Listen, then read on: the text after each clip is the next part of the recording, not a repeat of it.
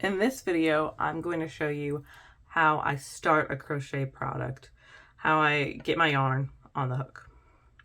Of course, you could just tie a knot, but what I do is I take the tail end of the yarn and then the rest of the yarn.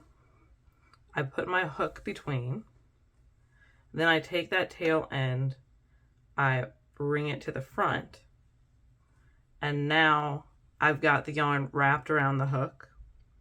So the end that's not the tail end, that's connected to the ball of yarn, I take this piece, I wrap it around, and now I pull through. And then I just tighten it with the two strings, with the two pieces of yarn. So now I have it a loop attached to my crochet hook.